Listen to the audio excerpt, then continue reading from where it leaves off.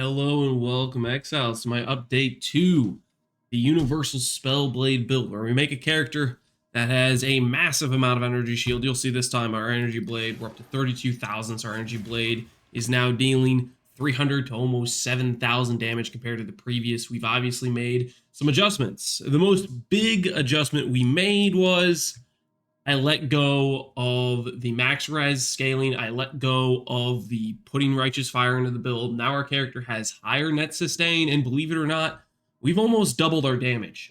We've only gotten like a level or two. The main thing we changed was we dropped our maximum res. Also, I am set up with a non-Mage Blood setup right now. I wanted to showcase that, hey, this build works fine without a Mage Blood. In fact, it actually gets more single target. The differences between the Mage Blood setup and the setup I have now is essentially I have 40,000 armor or some decent amount of armor with Mage Blood versus the non-Mage Blood setup. We lose basically movement speed from the Quicksilver. We lose the 40% movement speed from the 95% effect, and this is always up, whereas this Quicksilver, depending on if we're not fighting monsters or something or whatever, this has some downtime.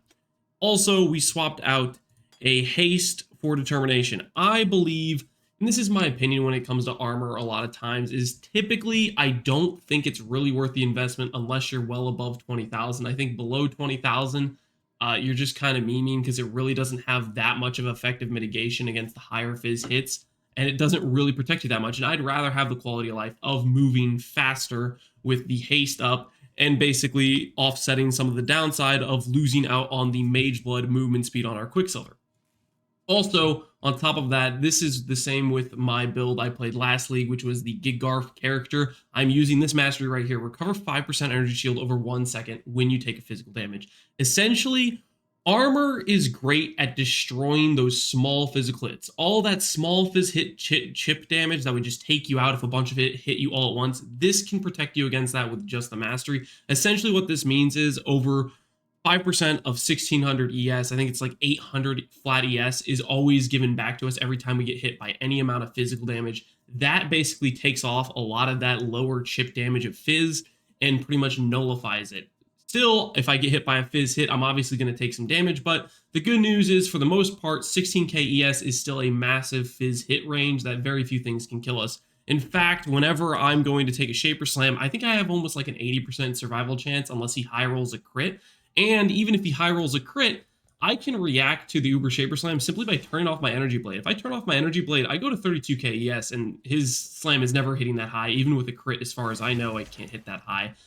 So there is some level of, if I'm going into a ball phase or any sort of boss gets to hit me, I can't hit him. If I'm just trying to absorb damage, all I have to do is turn off my Energy Blade, double my ES, and all of a sudden my character is very, very tanky against those fights, even though our character doesn't have a lot of extra layered mitigation. We have Tempest Shield, we have some block from Wrath Pith, we do have some Fizz taken as, we have some reduced damage taken from crits. These are some minor things here and there, but ultimately our character is a Tri-Ele Flask, so 20% less damage taken for each of the elements, and that's about it. And really, that's pretty much all you need. We have 0 Chaos Res because of this helmet right here. We just don't invest into Chaos Res on our gear. Ultimately, when I min-max this build further, I do want a rare helmet with Chaos Res. I do want to end up capping my Chaos Res. It might open up a scenario where I can even do a Forbidden Right setup with this build, which could probably work pretty well, considering Forbidden Right gets base damage based on your ES and your life, so it could be interesting there.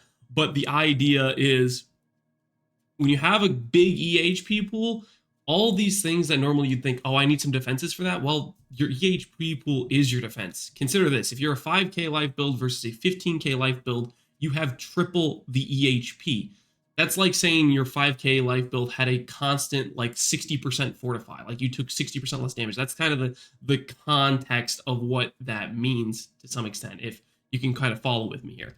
Now, I'm going to go ahead and showcase a Uber Shaper with our non-Mage Blood setup. Basically, I guess I can show you real quick the difference in a Mage Blood versus the non-Mage Blood, just for stat line, just to showcase it. We are 32k ES. With the Mage Blood, we go to 27,000. So it's about a 5,000 ES jump. Just one gear piece.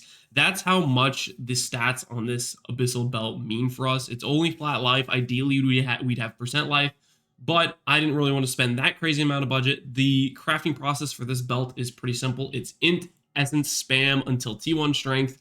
or T2 strength. Right here I have T2 strength. You annul off the extra mod, so it's just 2 open suffixes. You block the suffix, and then if you only have 1 prefix, you slam on another prefix. So that way when you benchcraft the prefix, you have full prefixes, and you can hunter orb slam. Essentially what this ends up meaning is every single attempt you have a 1 in 7.5 to hit T1% attributes. So you have to slam 7 hunter orbs. And hunter orbs are like 1.5 divines. So it's like on average, there's like 10 divines in hunter orbs and then another 5 to 10 divines in spite essences. The good news is every single time you miss, you can sell the hunter base back for another 1.2 divines. Like you can sell the hunter Stygian back to the market and you can recoup basically the losses, are a decent amount of them. So on average, I spent, I think, net about 10 divines, considering I was able to sell back all the bases I missed on. But that's the idea for the craft. It's much less expensive. Obviously, Mageblood is 300 divines plus. This belt cost me 10 divines. So there's some context for how much cheaper this makes the build. Mageblood was over half my budget. I still have some other expensive gear pieces in here. I still have a 5% Grand Spectrums. I'm going to end up doing a setup, a cheaper setup. I'm going to try to make a budget setup just to give a context for the lowest possible setup you can do with this character in terms of cost and still make the build work. Obviously, I did make a basically perfect cluster by fracturing, and cluster craft can be annoying. My other cluster I bought for a couple divines, and it's almost perfect. It's pretty good. Obviously, we don't have T1 life, but ultimately it's pretty good. And so there's some expense here. It's still not the cheapest this build's going to get, but I wanted to show the context of you don't need a Mageblood to make this build work and what it looks like in Uber Shaper. As for context, we swap in determination, we get up to about 40,000 armor. We obviously have the extra 20% less damage taken from the 95% effect you have on the res flasks. And then on top of that, we do have determination instead of haste. So I think net, we gain a little bit of cast speed going to this setup, and we gain the ES. So our flat ES, our flat damage from the energy blade gets higher when we have the context of the Stygian Vise versus Mageblood. You can see it here, 6.7k versus the 5.7k. So, and even you can see it in the tooltip. Obviously, this tooltip isn't completely accurate because we would have a little bit more cast speed with the Topaz Flask on here because it would be giving us the additional cast speed from Mageblood being on.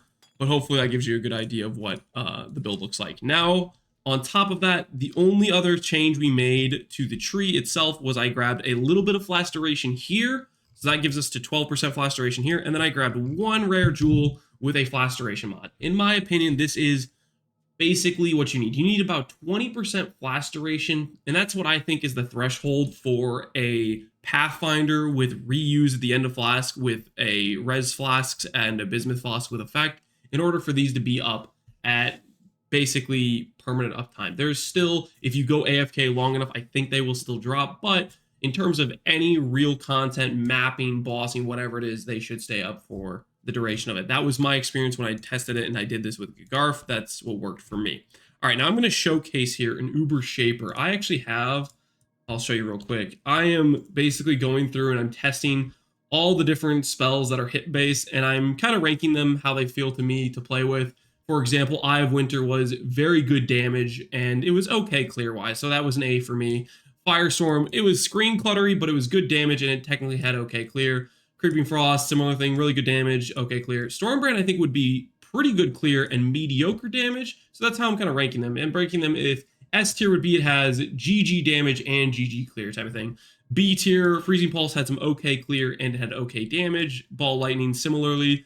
Hex Blast was more like it had pretty good damage, but its clear was bad, and it would require me to force in a Blasphemy Curse, so there's a little bit more effort there. It also requires a Curse on hit, so there's more setup for something like Hex Blast. And then Fireball so far was mediocre damage, and the clear really I needed a lot more supports to make the clear okay, which made the damage suffer, so it's just lower in tier for me. That's kind of how I'm ranking things. I'm going through, I'm testing them all.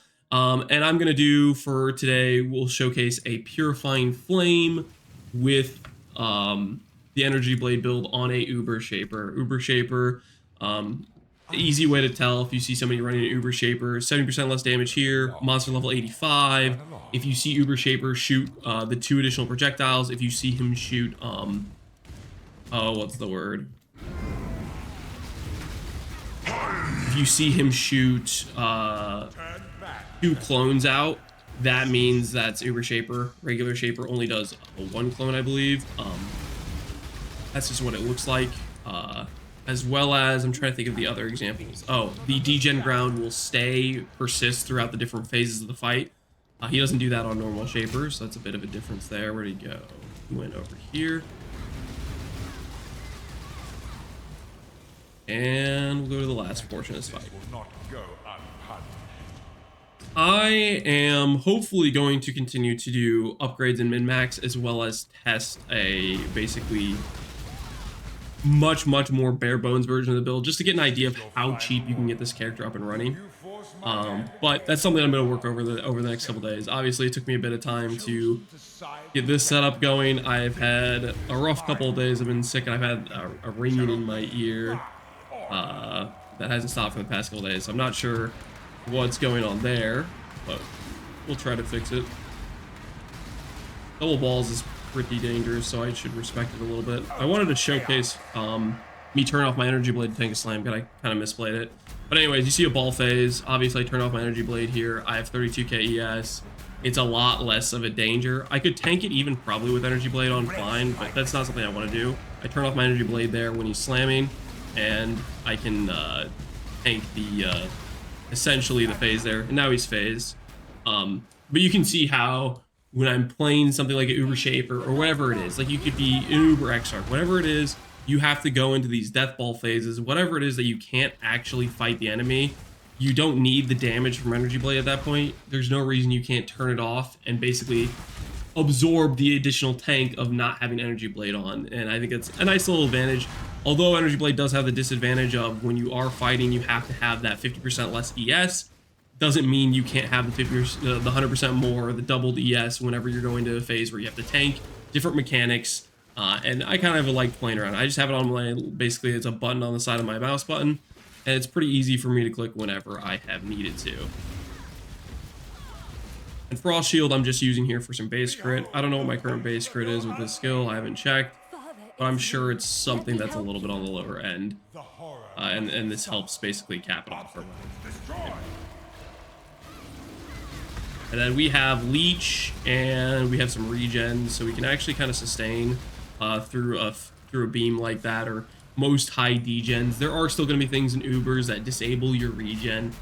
Obviously, you can't do anything about that when they disable your regen. That's kind of what it is. But okay, because turn off my energy blade, tank it. As you can see, when he's hitting us, you can see he's hitting us for about 16k. Depending on if he high rolls or low rolls, that's the difference in whether or not we would effectively tank the Shaper Slam. I did quite a few tanks with energy blade on, and quite a few times where I died, and I think it was maybe, I don't know, 80-70% of the time I would tank it fine, and then the other 20-30% he would high roll or crit and he'd kill me. And ultimately, it's easy enough to dodge. You can dodge it, or you can just turn off your energy blade. Both work.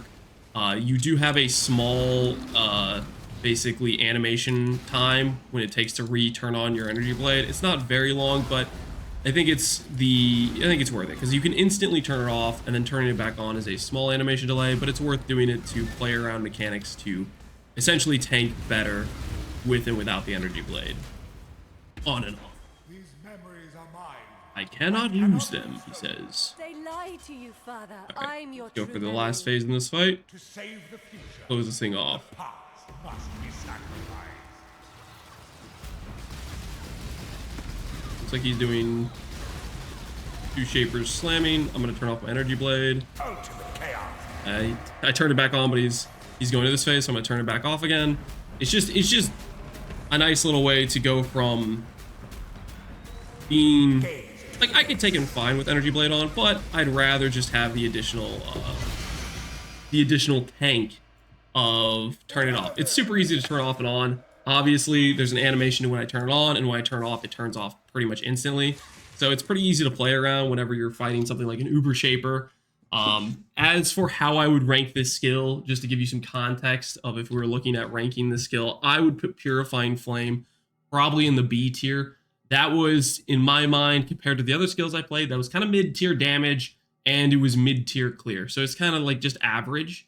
And I'm just going through and I'm testing a bunch of different abilities. none of these abilities have failed Uber Shaper. Most of them, or basically all of them, I've done Deathless. I think I died a couple times to just wanting to test Energy Blade on with the Shaper Slam, and enough slams in a row, eventually he did high roll and kill me on those. But as I min-max the build further, that should just start to not happen at all, even with Energy Blade on, I'm pretty sure. We'll see how much ES we actually get to. But I am going to continue basically fine-tuning my tree. I'm not convinced this is the most optimal tree setup. It is pretty similar to what I did in Crucible League with my Gigarf character, but it might be still the play to drop this path in here and just go straight up and go for a third cluster, stuff like that. I'm going to try out. Obviously, I still haven't crafted my ring. I still haven't crafted a rare helmet. I still haven't crafted basically the necessary upgrades that would be good things to do for this character, as well as potentially an extra cluster and stuff. But I'm going to work through that, and I'm going to try to set up a much more lean budget version to give people an idea of what this build can do on absolutely just the bare minimum. What I would recommend is, hey, this is the minimum this build even functions on. So that way, if this version is still too expensive for you, you have an idea of, oh, maybe I can do this variant of it, and I have something to work towards, something to upgrade to. I wanted to showcase today the non-mageblood setup because a lot of people will just go, they'll hear me say, I'm pretty confident a non-mageblood will work, and they'll say, lol, I doubt it is a mageblood build, or whatever it is, right? And hopefully this gives some context of, yes, I can literally cut my budget by 99% for my belt, and the build is still very good. In fact, it even gets better single target, which is kind of fun, I think. Anyways, thanks for watching, Exiles. Hopefully you enjoyed the video. As always, take care and have a good one. Peace out.